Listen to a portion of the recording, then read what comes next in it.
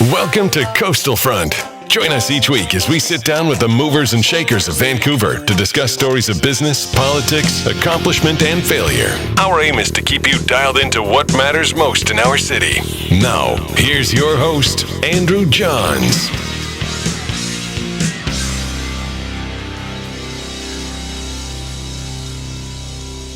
Jason Sarai, thanks for coming here today. Glad to have you on the show. No, thank you so much for the invitation.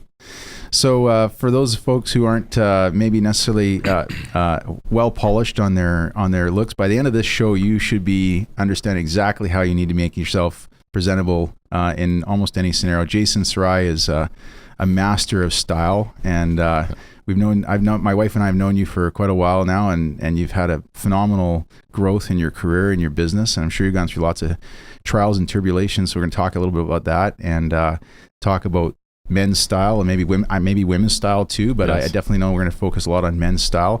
I made sure to wear my best suit today for you. Oh, you look great. So maybe let's start off by when did you get into this industry? Like what kind of got you into the fashion and lifestyle industry? Well, I've always been into style and fashion from an early age. And when I was in high school, actually, one of my best friends and I wanted to start a business, but it was always an idea and it was always a passion, but there was no execution on that. And when I came out of university, one of my good friends and now clients, actually, we were talking about a jean business. And once again, it was not along the lines of what I wanted to go to into fashion. And I could see the pitfalls of inventory and then real estate, the retail space. I was like, okay, this is a different animal. As a passion project, I see like a lot of challenges that isn't aligned with what I want to do. So I always kept deferring it, but I knew that I wanted to do something. And I was in finance. I was at RBC Dominion Securities. I joined in 2008. And that was kind of my first real corporate lifestyle where I was required to wear suits. And that was when I started to daily have to step up my style game, and then also diversified my kind of style range so that whether I was golfing or working out or social, going to work, I had to be a little bit of chameleon because I was a little bit younger as a broker. Yeah. And then I'm dealing with clientele from whether they're in their 20s to their 70s. Sure.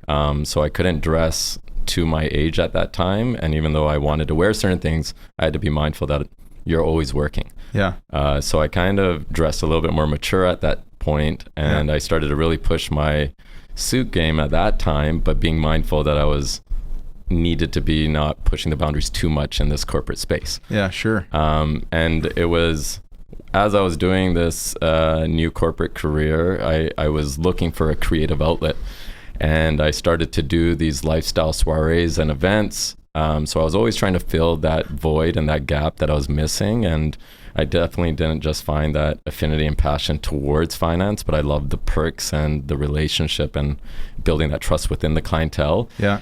And as I was doing this, the odd time people were just asking for style advice, and I would help both men and women, friends, cousins. And it was really the beginning of where social media started to really take off. Instagram was just getting started in like that 2010, 2011 time. And it was my brother, who's an optometrist in Chicago. And whenever he would travel back to Vancouver, he would bring very little. He would bring his work stuff, his laptop, and then he would bring like boxers and socks and just one outfit. And I was like, you're here for a couple of weeks. Where's the rest of your stuff? And he's like, well, we're basically the same size. So he would wear like my wardrobe, and he would, after the week or two, he would be like, you know what, like I would pay you to take me shopping and get me stuff for Chicago. And at that point I'm in finance. I'm like, no, I don't need your money. Like, You're my brother, you're an optometrist, you're doing really well. But he was like, I just don't have the time or the interest. And he's like, you know, I have a young family, we're building out our practices. If I had time, I would do it. So it was just an idea that was planted then, but it was nothing that I could really act on because I was trying to build out my career in finance. And it was, I don't know how many months after, but it was in 2011 for sure. He sent me a clip on WhatsApp, and it was a link to a movie, and I watched it, and It was with Steve Carell and Julianne Moore, and it showed this movie. What movie was it? It was Crazy Stupid Love. Okay. And at that time, this clip only showed this couple getting a divorce, this argument. So I'm watching this, like, I was single at the time. I was like, what is he talking about? Yeah. Be this. He's like, you should be this guy from this movie. And I was like, I didn't respond. So within that week, my very first style consulting client, he posted on Facebook. So he was a well-to-do client that I used to train at Innovative Fitness. And he always seemed to be on track of doing some of the cooler things, especially in the tech space, even though he was in the custom brokerage space. Okay. And he posted, he's like, I want Ryan Gosling's entire wardrobe from this movie. So then I was like, okay, I watched the movie and it had Steve Carell in it. And I was like, oh, this is what my brother was referring to. Okay. And within minutes of this post, and I'm watching it, a mutual friend's wife said, Jason Sarai can point you in the right direction. So within 1 week, 3 different people in my life tied this movie and me towards this somehow. Yeah. So I watched the movie, and then when I watched it, I was like, okay, there's a gap in the market. And then the movie Hitch had come out a few years before. Yeah. And I was like, okay, if I can just, like, as a passion project, this would be fun. Yeah. And I remember this is the image of the movie. That's here? right. Yes. Is this the scene? That's one of the scenes when he's taking Steve Carell shopping. So it was a very comical scene, and the scene that he posted was where Steve Carell has a pair of New Balances, and he asks, he's like, what are you? He's like, do you own Apple? And he's like, no. He's like, are you like, did you create the iPhone? He's like, no. He's like, well, if you're not Steve Jobs, why are you wearing these? And he like threw them off the balcony of the mall, and he took them shopping, and then he had like a Velcro wallet. It was just a good, fun comedy scene, but it was all about like stepping up your game and wearing things that best present yourself and help you make you feel strong and confident. Now, if I was to say when I watched that movie that I would be doing this full time now, I would have been like, no. No way. So yeah, that was kind of the genesis of it, but it was like November, December of 2011, yet I didn't launch my company, the consulting side, until September or late summer, early fall of 2012, because being in the wealth management space, you can't have 2 consulting business overlapping. Yeah. And here I am investing people for their financial futures, and then at the same time I'm like, well, spend a lot of money on clothes too. So it was a little contradicting. So you've got the money to afford this outfit. But a lot of the clientele that I have comes from the industry that I once was catering to, and without that foundation, the underlying principles were very similar to the business that I run today. Yeah. So I think if I didn't do that, Let's talk about that for a minute. Yes. So and we'll pull up the website too. So your company is called Style by Sarai. Styles by Sarai. And what is it you do? Like if somebody was in an elevator and you had kind of 30 seconds, what would you describe you do? I think now I would say it's a lifestyle consulting business, and one of the arms is a bespoke arm. So we do custom garments for both men and women, ranging from suits, sport coats, tuxedos, outerwear, to dress shirts. And then the other element is that style is only one component of lifestyle, and that silo is only one piece of it. So there's accessories like watches, cars, there's travel, there's food, the way your decorum, how you treat people, there's fitness, there's all these elements of lifestyle, and now we're being a little bit more purveyors of lifestyle. Okay. Wow, that's really interesting. Yeah. You mentioned earlier Instagram and how you just got up and running on that in around, sound like 2011 or so. Yes. We've got your Instagram account here. You've got nearly 15,000 followers on Instagram. That's a pretty good number. Yes, I'm happy with it, and I think it's a community and a network that is engaged, and they're real followers. Yeah. And I let go a long time ago of caring about likes and engagement. I know my numbers and traction would be a lot better if I was to comment and reply to everyone. I just never have justified the allotment of time to be able to respond, and then to in order to outsource that to someone to respond on behalf of me, I just feel that that's not authentic. Yeah. So I've always been like, when I can respond, I've done that. I think my following can grow, and if I was to put a lot of financial resources towards it, but I've been content and really happy with where I'm at. But you get surprised that you think, and there's some of my friends that have hundreds of thousands of followers. They're doing amazingly well in their respective realms. But when you see people in the community, whether it's local or when I'm traveling, the amount of stuff that people know, yet they've never commented or liked anything on social media. Right. And they do know. Yeah, because they're following you. And they are. And it's they're taking it in, and And whether it's their significant other, their friend, their cousin, or on one of the platforms, you just don't know what. And there's a lot of ghost followers. Sure. And I know there's a lot of people that don't want to show that they're engaging by liking and commenting. But then when I talk to them, they have a good idea of what's going on. Yeah. And they have a pulse they know that this is the reality of the world, and they may not participate, but if they're not on it in any capacity, there's a lot of people that just take over their, significant others' accounts, and they're like, they go through and then they're like, they got their fix. So I dropped off my kids at school this morning. Yes. And there's a dad whose daughter goes to school with one of my two daughters. And he's a pretty prominent individual in Vancouver here. And he's walking by me and he's like, "You're right. We do need a new government." And I've never talked to him about politics before. And I realized he must be following me on Twitter. Oh, totally. So it was really kind of, this speaks to what you just described. Here's what I'd like to do. Let's talk about your bespoke line. Yes. So tell me about that. Well, it started in 2014, and when the opportunity came up, I was only doing consulting. So I was strictly working for men predominantly on the consulting side. And then I started to do some brand ambassadorships with like Lululemon, Ted Baker, and working with Open Road with some car brands under their fleets. And in 2014, one of this company called Baracus & Brand presented an opportunity to create my own suit line. And it was under Copley, which is a made-to-measure and ready-to-wear line in Canada. And I got to create a ready-to-wear and made-to-measure line. I didn't know exactly what went into creating a suit line, but I pulled an all-nighter before my meeting to understand the intricacies of the construction and deconstruction of a suit. And it was far simpler than that when I went into the meeting. So Christine Brackus provided an amazing opportunity. She fronted the capital. I thought I was only going to get 1 to 2 lines, and she actually gave me 13 designs within the first collection. And sorry, who is this? And this was a store called Baracus & Brand in 2014. Okay.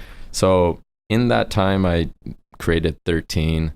In the summer of 2014, someone... And did you design these yourself? Yeah, I designed. I got to select the fabrics, the linings, the elbow patches, the collars, but there was limitations within ready-to-wear and made-to-measure. Sure.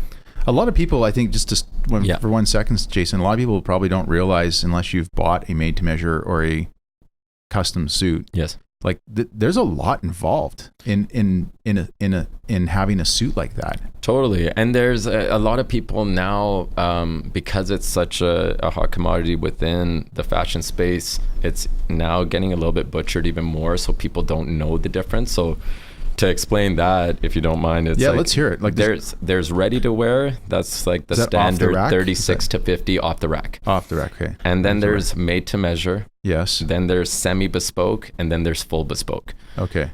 A lot of people use the word full bespoke or bespoke, and there's very few people in the world that do full bespoke now. Do you? No. So Okay. what I do is semi bespoke. We have the ability to do full bespoke. Yeah. The likelihood of people going down that route from both a time and a cost standpoint. Yeah. But by the time they get explained that, and then what they would appreciate, I usually direct them. It's like, if you really want this experience, it's best to go to Rome or Milan or Salvaro. And then when they hear the cost that's associated with full bespoke, then they're like, you have to like shear your own sheep to get your. Well, no, it's like, you know what? It's like you're looking at $8,000 to $10,000, but you're looking between, on average, like on the fast side, you're looking 3 to 4 months. But no one's doing that, because you have to see the actual master tailor, and it's a basted suit on a full bespoke where they're continuing to recraft the suit. And like most people are doing it between 6 to 9 months, but it's more the experience and the art of it. Right. It's more about like that journey, and it's like a piece that you're going to have for a very long. Have you ever had a bespoke suit of your own? Well, I'm going through one right now, and I've had some made in different countries, and I'm in the industry, and I've been doing this for 6+ years, and I've had my own line for 4+ years.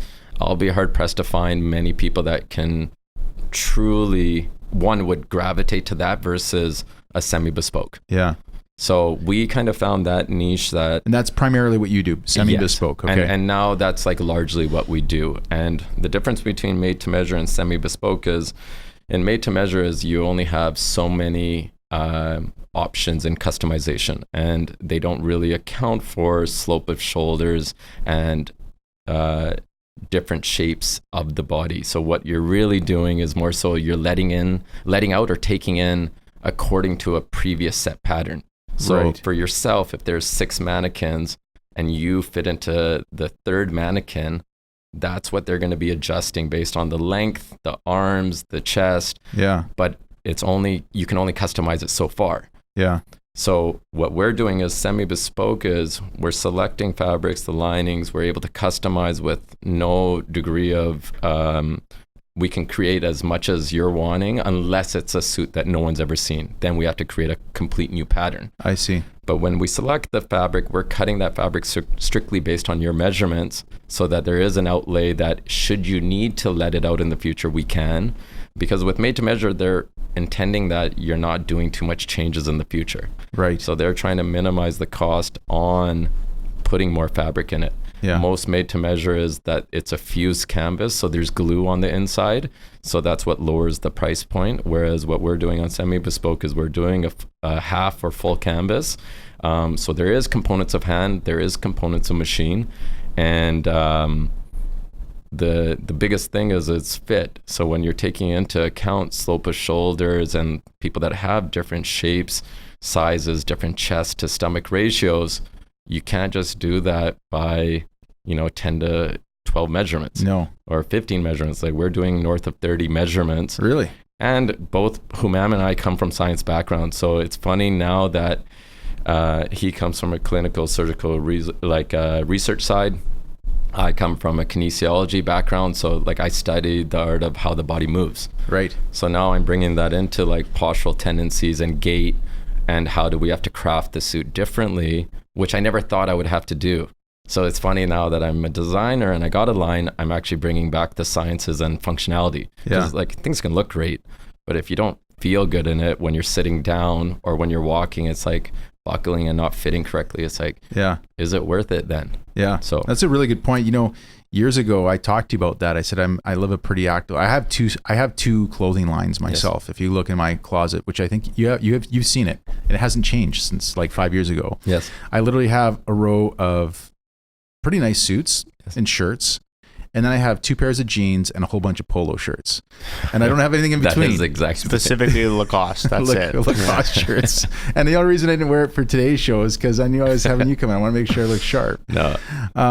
But you're right about the, like, I admittedly, I've the latest suits, and I've like I said earlier, I gotta get a suit from you now. I mean, it's been too long, and I've been buying these Prada off the rack, or what did you call it? Yes, it's ready to wear, off the rack. Both are the same. Yes. And they used to fit me really well when I was a little slimmer guy, but I'm 44, turned 45, got 3 kids. I'm making all excuses to, I don't, my body shape's different. Yes. But I also find that these suits are kind of made for like skinnier guys, and my the seat in my pants keep ripping. And the problem is, like, for me to go from a 54 to a 56, the jacket like swims in me. Yeah. The waistline is huge. Like the waistline even on a 54 that I'm wearing right now is already big. I have to get that taken in. But the seat is so tight. I have to get them to take it out as much as they can, and they still can't get it out enough, because I guess I got that classic like hockey player, like, big bum and legs, and then kind of like a little bit slimmer waist. Totally. So I'm assuming a semi-bespoke suit like you're talking about would address that kind of thing. Yes.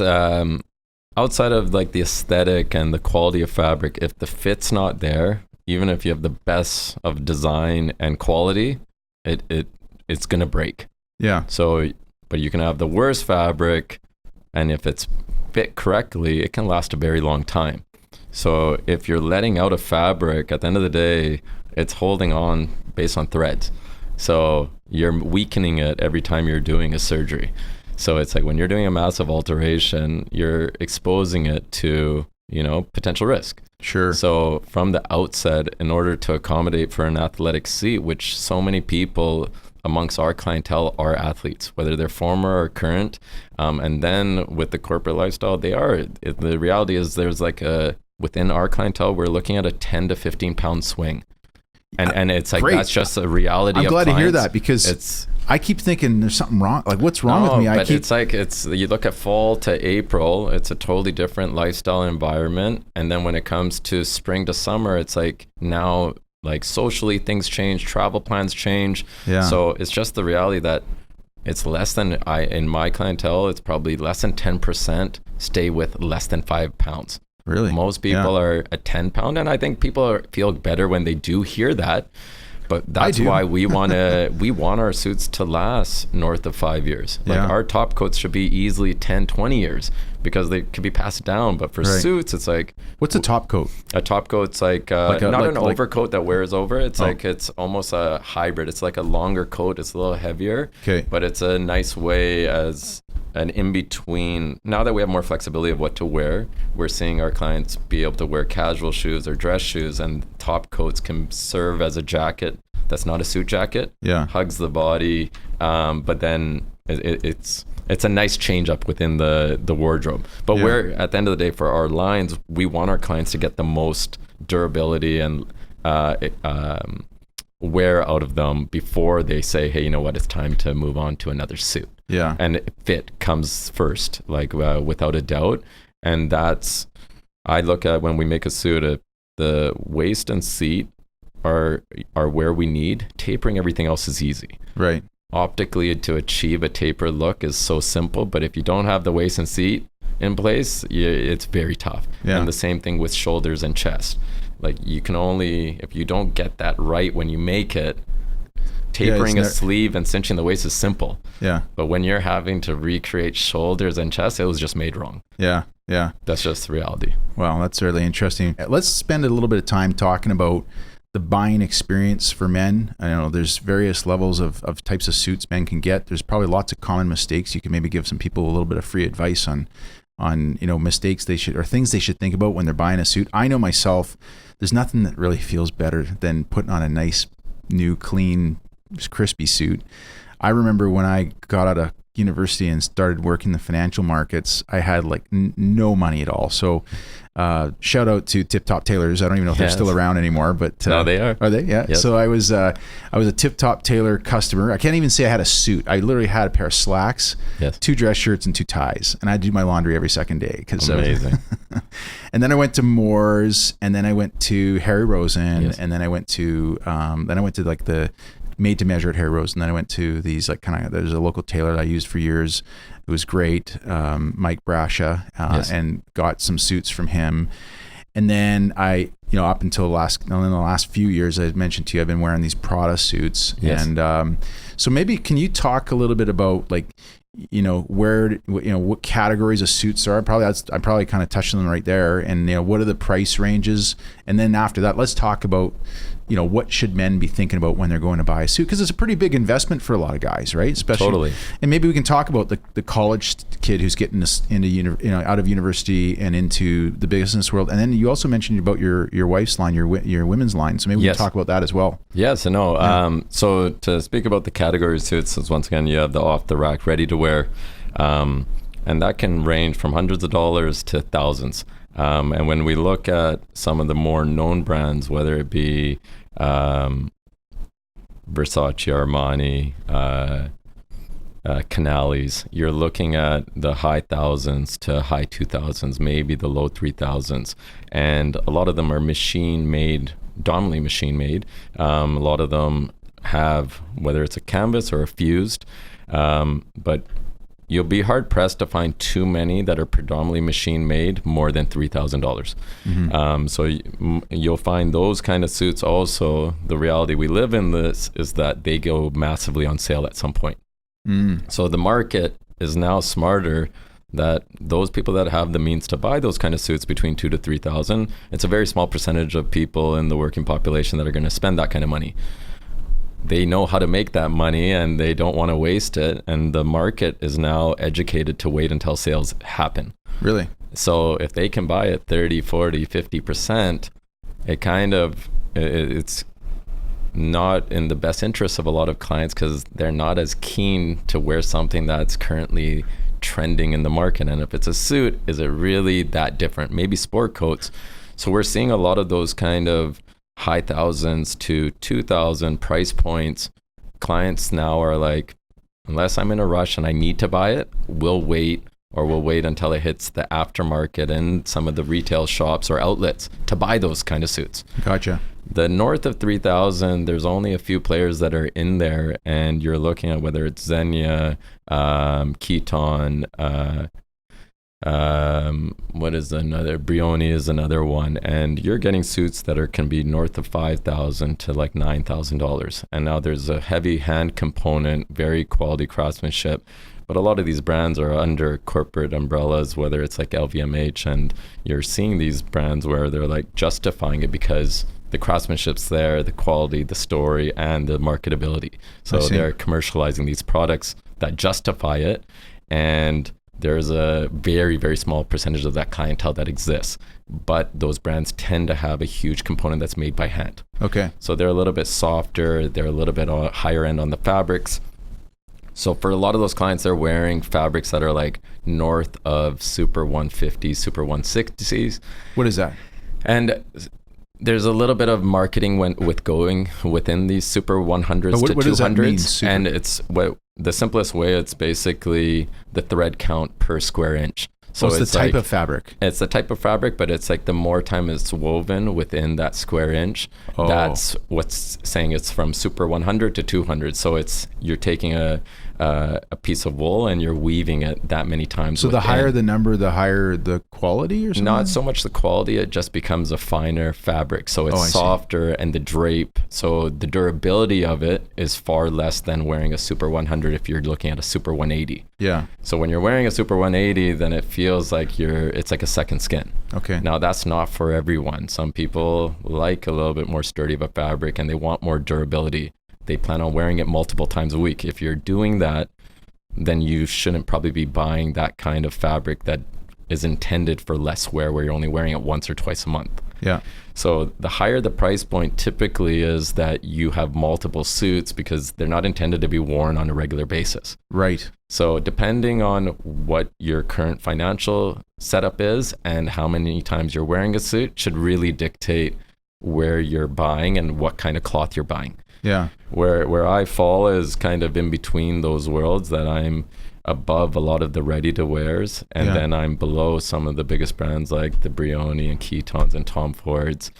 So I priced myself in a place where if I'm in a range of there's ready-to-wear priced at the same as mine, then what's the difference between custom and ready-to-wear? Sure. So I realized early on that although it's harder to get in front of that clientele and build that credibility, it makes sense if you're using those quality fabrics that it has to be priced more. Yeah. Now, at the same time, I have to run a business. So if I'm to say strictly that my business is because of cloth and manufacturing, well, no, there's overhead and there's a lifestyle and there's a cost to run the business. Yeah, sure. And in order to build that credibility, pricing is very big. Yeah. So if you price too low, it actually devalues your business model and brand. Yeah, sure, that makes sense. So it was something that I learned a long time ago because I didn't start at the prices that I am today. Yeah. And over time, I increased it. And then as I started to realize that we started to increase the craftsmanship, the quality,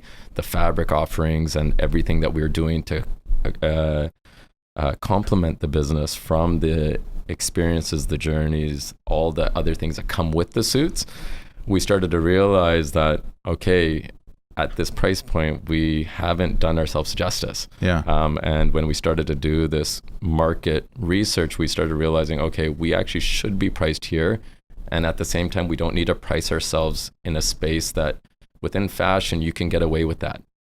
And you can charge a price that it's like, it is art. You're taking a 2D form of fabric and creating it into a 3D piece of, art that fits on a body.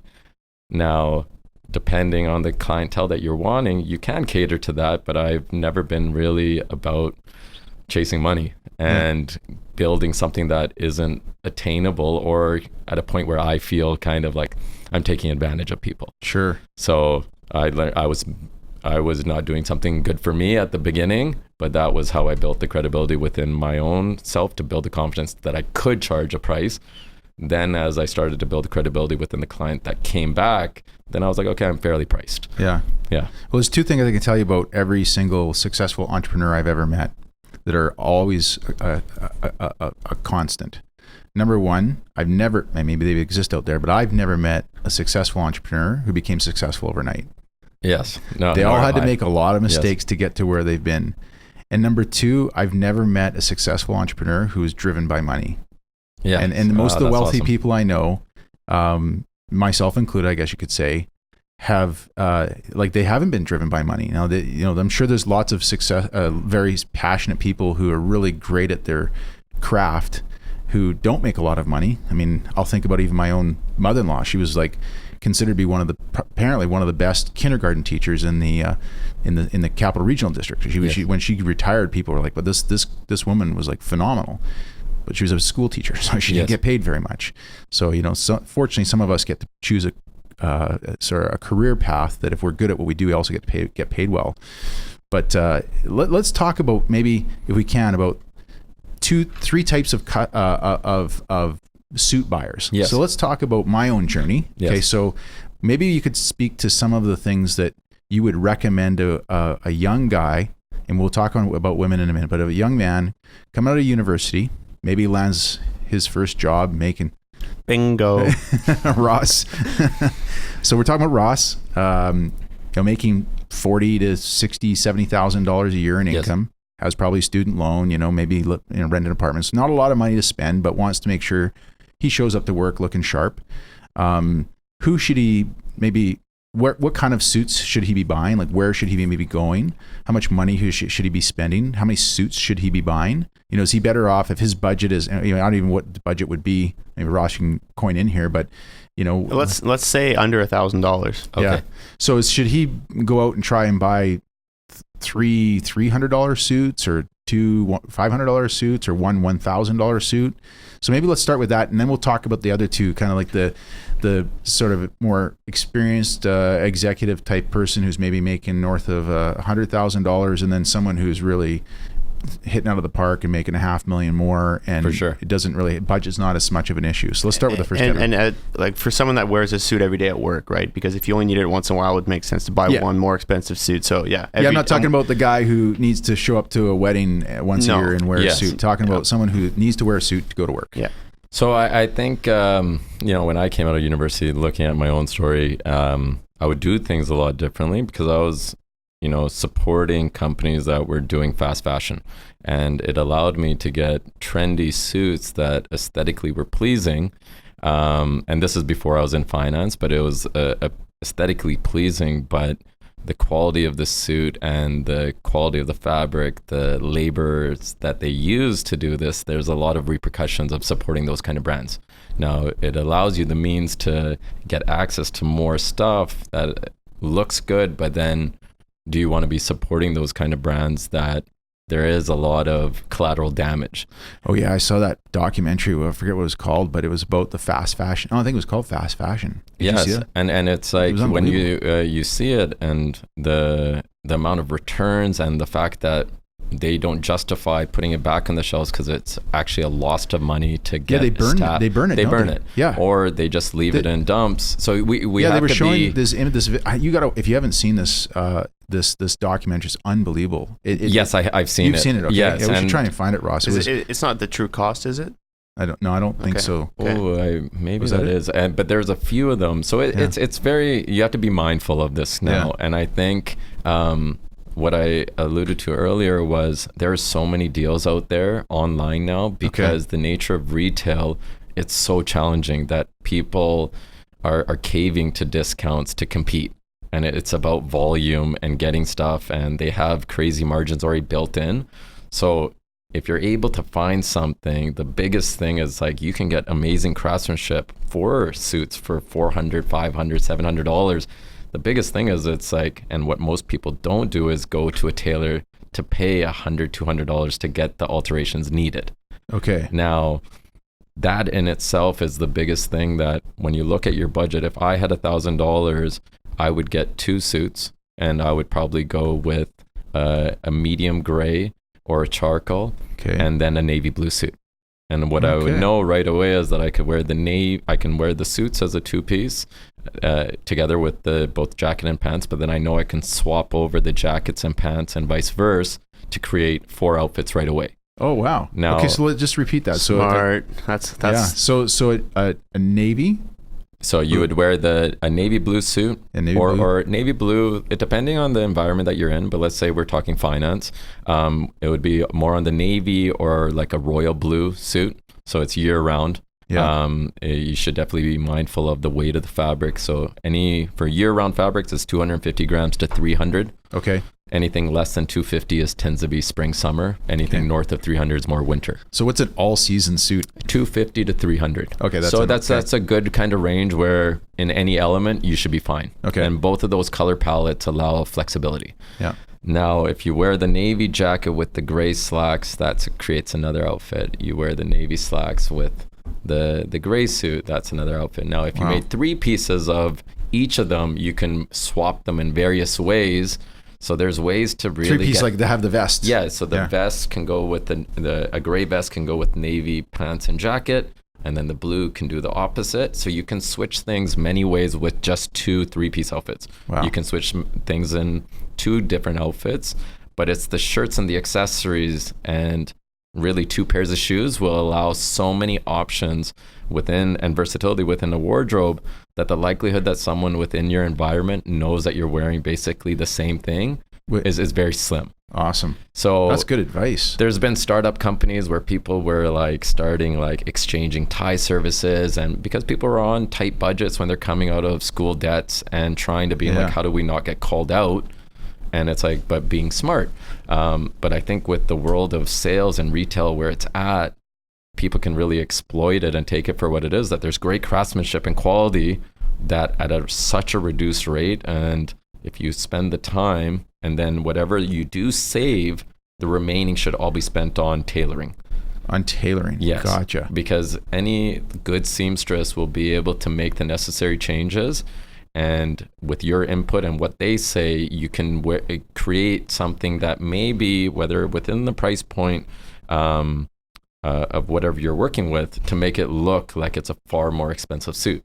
Okay. Because it's actually fitted and customized to your current shape at that time. And what should tailoring cost for something like that? You're looking at, if it requires a lot of tweaks, you're looking with a good tailor, it's like north of 200.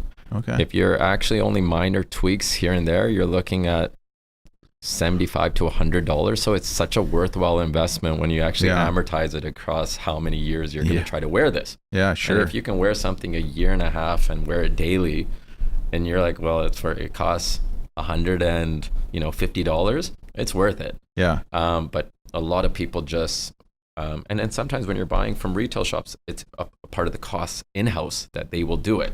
So I would say that is probably the best thing for on a tighter budget is search for deals and go to a tailor and get that done. And you talked about online. I mean, I'm from a different era that when I was Ross's age, they didn't have online anything virtually. I had an email. So do a lot of young guys buy suits online without even, I know like there's that Indochino kind of company. Yes, Indochino's a local company and they've done really great, and they cater to a very niche clientele and demographic, and it's I've met Drew, he's a great guy, and I know a lot of people that have gone that route, and I think for people that are entering the space, have a particular budget. What are their price points? Do you happen to know? I believe they're in the... I can actually speak to that. Like, have you bought their suits? Yeah, I actually haven't, but Will has, and I've looked into it. It's like, you can get them on sale for like $300. Okay. That's the lowest you'll find them. up to $1,000. That's the most common range that you'll find them at. Okay, so that's kind of the price range you were talking about. If you weren't using Indochino and you wanted to go somewhere where you talk to a real person and tried on the suits in person, where would kind of stores would you go to probably? Well, across the board, there's a company called Suit Supply. So right now, we don't have a company called Suit Supply in Vancouver, but their online platform is great. They are like the IKEA of suits. So Suits it's suits, custom-made suits. No, sir, what are they called? Suit Supply. Suit Supply. Okay. Yes, yeah. and they were an online platform, and then they created these retail shops, but they use Italian fabrics, so they use Vitelli Barberis. They are very trendy and current to the common themes and trends within the market. They do very good job on the marketing, and within their showcases and showrooms, there's stores in Toronto, New York, LA, various cities within North America. We just haven't had one here yet. Yeah. But their online is very well. Now I think Harry Rosen, Holt Renfrew, Nordstrom's, there's options. Hudson Bay, like there's a lot of options that people have access to still get that in person if they're looking for a ready to wear or a made to measure kind of experience, less than $1,500. So let's talk about going to that next category. Yes. So let's say now Ross has been working for 5 years. He just recently got married. He's making, $100,000 a year, $120,000 a year. What price point would a guy like Ross of the future be looking for at that point, and where should he shop? What kind of things? He's gone past his two suits. Yes. He's going to have a bit of a bigger wardrobe. What's the kind of things he should be looking for? I think once again, it's like everyone has a different goal when they're purchasing a suit. I think that's like, how do you prioritize that? I have people that I know that are making north of $500,000 a year that will never be a client of mine because they just don't deem, purchasing a suit to justify the price that they will pay. They're like, I can buy happily a ready to wear. It's just no, and right. I'm okay with that. Yeah. So I think when you look at, when you're making north of 100 after taxes and then paying for lifestyle, you got to still be mindful to not allocate too much to clothing because it does eat up a large budget. Yeah. So I think really you have to be mindful of always searching for like the best bang for your buck and finding still deals until you're at a place where I think the majority of my clientele, like I have 3 kind of categories of clientele where you have a corporate professional, you have a lifestyle where it's more executive entrepreneurs that aren't really needing the day-to-day, but it's more like sport coats or they're attending an event or cocktail suits or top coats. They're just needing it for the sake of wanting clothes. Sure. And then we have the wedding market, which is like recession-proof, people that may never be clients again, but they're needing a suit for their special day. Yeah. And they can't find something that they're needing for their size, so they're like, custom's the only route. There is the chance of them from a retention standpoint is on a smaller level. Yeah. Whereas both the corporate and lifestyle clientele, there's a high probability that they can become reoccurring clients. Yeah. So when we look at that client for wedding business, Yes. when we got married, it was summertime, so I wore a suit, but I had all my groomsmen. Actually, we just bought them Lacoste polo shirts, of course. Yes. But is the rental suit market still big, or are there more because there's a lot of these low cost, like an Indochino, like lower price point, really easy to sort of transact with kind of Yes. companies. Are more men now when they're getting married buying suits? Totally. Yeah. And especially because it's like, if you look at, say, a groom party, a lot of groomsmen are willing to go half or pay themselves if they're going to get a navy blue or gray suit to be a groomsman. Right on. And then when you're paying, as Ross was saying, let's say between $300 to $800 or $1,000, and they get a suit out of that. Yeah. And you build It's an investment camaraderie. in a It's sense, an yeah. experience. You go together. It's fun when you're paying a few $100s for a rental anyways. Yeah, and exactly. then that suit's not fitted for you. It's not like you're going to be wearing that after. So from an investment standpoint, it's actually better to go that route. I heard a wise saying years ago, which is that the wedding industry is I mean, it should be the opposite. Women should actually rent their wedding dresses and men should buy their suits. But it's the other way around. Men, traditionally at least, had rented the suit. No, that's actually a very, very smart thing. I was going to start a wedding rental business for the bride's dresses. Yeah, there you go. Well, let's talk about your brand again. Let's go back to that. I've talked. I want to talk to you about getting a suit for myself. So walk me through that experience of selecting the fabric and like what does it like to get a Semi Bespoke suit from Jason Sarai? Well, when I first started the business, I wasn't afforded the opportunity to actually have an office. Like I was running another business, and then I was like, to have another office space, I wasn't justifying the cost of having an office space because I wasn't making enough money. And I always separated my two businesses at the time, that I didn't want the overflow from one to go into this passion project on style. So when I first started, the experience of building suits wasn't to the level that I was wanting. We were going into shared spaces, and I was like, okay, at some point I need to make the investment. So in 2015, I got my first office in Gastown. It was in the Dominion building, and for the last 4+ years, I've still been in there. And when we started this, in 2015, we were in 110 square feet. And it's when you're only having 2 people, max 4 people, you don't need much space, because we don't have anything that's already made. We're creating something that doesn't exist. Right. So there is no instant gratification. It's like we have to look at a fabric and create something and bring it to life. And what a lot of the competition in the tailor space, and especially there's a lot of traveling tailors and trunk shows, is that they are accommodating to their clients' schedules and their needs by going to their offices. And at the end of the day, we have to be artistic and creative when we're doing this. And in order to do that, you can't be in a space where you're extremely comfortable in. And in your workspace, you're connected to your work. You're thinking about, okay, is there any emails coming in? Sure. When is this ending? Yeah. When is this person leaving? So that never sat well with me, that, that kind of feeling and inability to maximize the creative opportunity is limited by being there. So I was like, I need an office. So in 2017, I moved into a bigger space, and that was 200 square feet. And I was like, oh, this is like a big jump. And this space really spoke to like the brand, and we curated a space that made people feel that they were in this rustic kind of old world environment. The Dominion building was made in 1906, and at that time it was the tallest building in the British Empire. And there's so much history. Really? When you look at, I had no idea. North of 100+ years. And when we were originally actually on the 5th floor, I had a historian client come in, and he was like, do you know the history of this floor? And I was like, I actually know.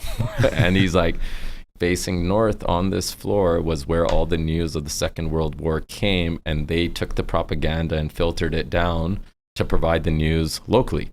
And I was like, holy cow, that's amazing that Wow. happened. And I was like, do you know what happened in my office? He's like, no, I don't know what happened in this particular one. But when we moved to the second floor, and in this 200 square feet, we shifted it so that 99% of our client meetings all happened at our office. And you have a picture of this on your website, don't you, somewhere? Yes. Yeah. And what was nice about that was what we felt was, as busy as our clients are, and my clients do live very busy lives with their businesses, with their travel, with their family, with their social lives. In meeting them 2, 4, 6, or 10 times a year, they have enough time to come in and actually converse, have a drink, and that's kind of the experience. So if you were to come in, how it works is we already kind of had communication as like what time of day. We typically aren't meeting clients ever before noon. It's usually 2 p.m. and after. And at that point, it's like it's a different time. It's like usually the work's already done. And if a client does entertain a cocktail, then we'll make, whether it's an old fashioned or a Negroni, or grab a bottle of wine that they typically prefer, or we'll have an espresso. So we want to slow things down and actually engage in conversation, because a lot of it is about catching up and unwinding before we get into the creative side. Yeah. And we'll already have a general idea. I do a lot of research on clients. If I'm not to know them from the past, I do a massive amount of research on LinkedIn, their social platforms, their websites. and it's pretty hard pressed, like within my network or community to not have some overlap with someone that's reaching out. So in 5 years, I haven't reached out to a single person for a suit. So it's been a slow grind, but if in order to, at this price point, to go and ask someone for a suit, if they don't want it, it becomes awkward. Yeah. And then it becomes a little bit salesy. So, do you have the picture here, Ross? Yes. Is this your current? Yes, and a lot has changed in this office. So this was like at the early part of 2017, or this was summer of 2017, and we've added a lot more within this office. But what we did was it's nice little leather chairs and the wood floor and the lighting. It looks thank you. And we customized so we got a bespoke furniture, the chairs, the artwork was done by an artist named Sam Shooter out of Toronto. So it was like her dad was in the textile business, so she was always surrounded by suits. So I would always wanted to surround that. I'm an ambassador with Remy Martin, so they provided a lot of cognacs and different liquors to complement the experience. So we started to just continue to add, and then all of the photos were also experience and collaborations we've done. So we have a photo being at the Pagani factory in Modena, Italy. We did a collaboration with Aston Martin. We did a photo shoot there. So all of the stuff had a story and tied into the lifestyle brand we're trying to create. But what we found was clients actually really enjoyed the process of when they started to go through the design. So many people came in and they're like, oh, Jay, like you're the specialist in the space, just tell us. And we're like, no, that's actually, you're wearing this and we get to design this together. We're like co-designing this. Yeah. Now, if we're gravitating way beyond what's going to be functional or within your comfort level, then I'm able to like rein you in and guide you in a direction that is along the lines that you're going to actually wear it. Yeah. And then what happens is we start seeing this inner artist come out, and I truly believe everyone's artistic. Yeah. Now they start gravitating to different textures and designs and linings, and these elements of their personality start to come out. And we're very blessed with the clientele that we have, and they clearly have done well in their life, or we're, supporting them on their biggest day with their wedding. Yeah, sure. So for us, if we're able to increase their strength and confidence in what they're already doing well, that's a huge impact that we're able to have. So it is a big responsibility too. Yeah. So for us, it's like, if there's that element of connection missing, that's the biggest determining factor. And then when that comes together, the process is, we would select a fabric. That's the biggest one. Once we've done that, now we choose a lining. And this is a fun part because no one really sees, like, I haven't seen your lining yet. Yeah, I know it's the standard, And then what's funny is a lot of our clients that you would never think would be bold with their lining are quite bold, and they have these personalities that not everyone gets to see in the corporate world. And they're like, actually, you know what? I want skulls in there, or I want hockey players, or I want animals, or I've had a client and, he was like, I want Iron Maiden in there. And I was really? he's like, I want Eddie in there. And he sent me a photo and we customized it, put it in. You'll never see it, but he opens it up. It's I saw a picture Eddies. of Drake, I think it was a year ago or 2 ago. That he's got the Raptors. Yeah. Yeah. So that was cool. And it's cool. Like, we got our youngest client just a few weeks ago, and he's making his high school his grade 7 graduation suit. So this is our youngest client, and his he's an up and coming Jason Sarai. Yeah, huh? and I was like, and he's a great basketball player, and his dad is a great client and family friend growing up, and his wife's a soon to be client, and they're just great people. Yeah. And it was amazing to see how he gravitated for his grade 7 suit. And we were doing a basketball lining of his favorite player and his shoes, but it spoke to his personality. So it's fun. And what we do is, after we've gone through both the fabric, the lining, then we go through the design, and we speak to, like, okay, how do we get the most wear out of this that's applicable to your environment? And then what is currently in your wardrobe to figure out is like, okay, now that will actually piece together so that there's versatility. Once we've done that, if it's a new client, we then do the measurements. Okay. So after all the measurements, we're looking at various components. And like I said, we do north of 30 measurements. Then there's some proportion things that we do that I think are critical that a lot of people don't do in the industry. And following that, we then send an invoice. And it's a fun thing because, you know, we're educated to get instantly gratified in so many things now. So to buy something and to, you know, have that expectation, it's a fun experience. It is. Yeah, I can imagine. And now what we're seeing is our clients are really looking forward to it, but then to see how they feel when they put it on.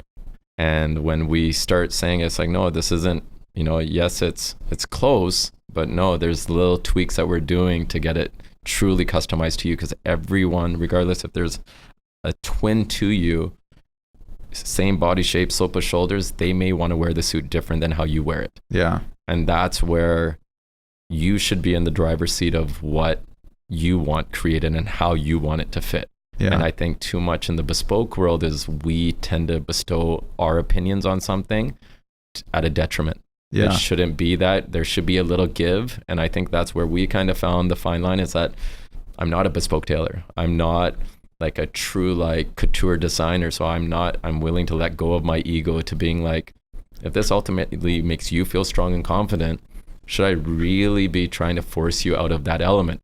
Maybe it's down the road that we start to naturally gravitate so that you get out of that current state to being like, okay, I'm willing to entertain this. And I think that's why there is no cookie cutter approach to every single client. And it is who you are today when you order a suit to when you do another one 6 months. You may be very different or in a different mind state or, you know, different size that we need to do something, or it's a different event. So that's kind of the fun thing, that every consult's different. Yeah. Wow. That's really interesting. Since we have your site up, just like make sure that everybody knows. So your Instagram handle is at Style by Sarai. At Style by Sarai. You want to spell that out for everybody? Yes. So Style STYLE BY, and then my last name Sarai SARAI. Okay. And that's for all the platforms, from Facebook's company page to my website, stylebysarai.com. Yeah. And everything's, what's nice is like, it's just by appointment only. And what we want to do is, we know that we are catering to a very small niche clientele, but we want the underlying message of the business to be for everyone, that it's about making you feel strong and confident in your own style to be the best version of yourself. And it's like to become your own style icon. And that's been our mantra and our tagline from day one, is everyone has the ability to be iconic, and we control that outcome. And we don't have to look at a mannequin or a celebrity to be that. It's like we ourselves can be iconic. We just need to wear things that allow us to put our best foot forward. And I think that's like the biggest takeaway, is that it doesn't have to be with our brand. It can be with any brand. And I'm okay with people wearing multiple brands and being my clients. It's like, I don't need the entire market. Yeah. That's pretty cool, Jason. And I remember that when we met a number of years ago, I thought I was really impressed by that. You really have this holistic view of this. And it doesn't surprise me you're having the success you're having because of that. No, thank you. Before we end this, I got to hear about your I mean, you call them parties. What do your events? Soirees. Soirees. So it's like, very, we call it very like, sophisticated. Yeah, no, but I've seen some pictures. You look like you had a birthday party, and it looks like you had a lot of fun there. Well, I've been throwing my birthday party from 30. I'm 38 now, and when I first threw it, I was like, oh, is anyone going to show up? I was like pacing outside, and I was like, okay, I'm 30, grow up. And I went up, and there was like a decent turnout. And you've hosted a big party every year for your birthday? Every year since. And it was, I had lost a friend when I was 29, and at his passing and his mourning, we met someone, and they were just talking about birthday, and someone was talking about, it's like, I'm not going to celebrate it. And he's like, no, a birthday is about a celebration of life and friendship.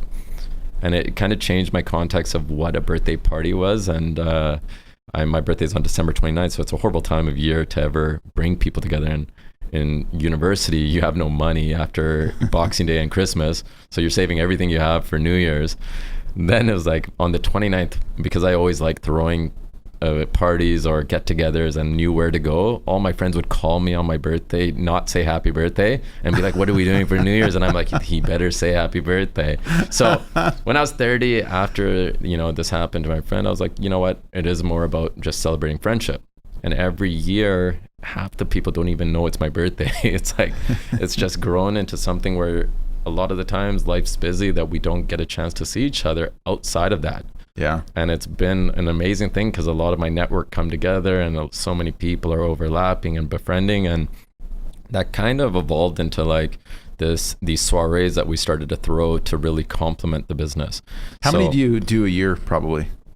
Anywhere, I would say 6 to 8, which is that's a lot of effort and time, and a lot of people just won't allocate the resources and effort to do them. And it's been, we look at the bespoke side and the suits as a byproduct of the lifestyle brand we're creating, and these events and soirees, we're partnering with iconic brands that are world renowned. Whether it's in the car industry or whether it's top chefs or watches, liqueur companies, and we're bringing these worlds that celebrate craftsmanship and quality and luxury. And I think, you know, like a word like luxury has been butchered in the sense that everything's luxury now, but luxury isn't made in the masses. Right. Like if you can buy a bag that's X amount, but then they're producing 30,000 to go around the world, then it's just a matter of you having that money to buy it. Is that really luxury? Is that exclusive? Yeah. And when you look at, I love that viewpoint. That's really, and I think spot on. Yeah, and I think VIP and exclusive doesn't exist. Like you're sending a mass email to anyone that's attending, and there's more people in the VIP line than in the regular line. Yeah. And it's like, wait, that's not actually. I think this eliminates, you know, what our connection to it. So when is, out of interest, yes. when is your next soiree? We're doing one on May 15th, and we just formalized our invite, and what we're doing is a soiree where we're hosting it at Hublot for a cocktail component in their private space, and then we're going to be going to a restaurant where we're buying out the restaurant.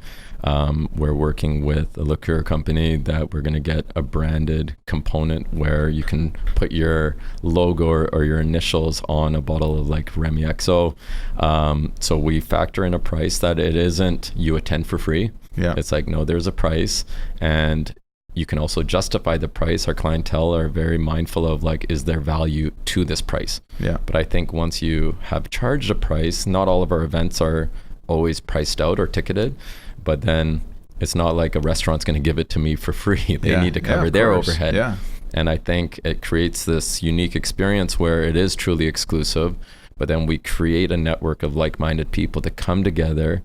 And in a way, of course, there's an element, everyone's selling every day. Yeah. And when you're naturally meeting people, this organic way of networking in a way where you're like, I'm not asking or caring about truly what you do, but by chance conversations come up about what you do. Yeah, absolutely. And it may never be that you ever work with someone, but it may be like, you know what, shoot, we have a ton in common. Like we're never doing work together, but we'll be friends. Yeah. Or let's go to maybe just, this is what I love about the podcast, Jason. Yes. I'm meeting people who in normal sort of day-to-day, I would never chat with them. Yes. But I'm meeting the most fascinating people from fascinating, you know, lives. And you get to chat with them, and maybe whether it's in a podcast environment or one of your soirees. I mean, that's one of the things I love about my life, at least, is getting to meet really interesting people. What, outside of your birthday parties, what's probably one of your favorite, like when you look back at the soirees that you have hosted, do you have any one in particular, like, that took a lot of work, but man, that was a lot of fun? You know, last year, or 2 years ago, we had a summer rooftop soiree with Remy Martin, and that was at a private venue of one of their friends and clients that provided his penthouse loft in downtown, and it was just off of Pacific, and no one had access to go to that place. We didn't have access if it wasn't through Remy, but it was like this curated, intimate, exclusive event, but you didn't feel like you were in Vancouver. And my thing is, it's like, I've never been a fan of like, if you continue to complain about something, it's like, what are you doing about it? So it's like, if you have a way to answer that and create it, then you go do it. And I get tired of hearing where people are like, oh, this in LA and this in New York. I was like, we have phenomenal business people, entrepreneurs, and people that do appreciate lifestyle.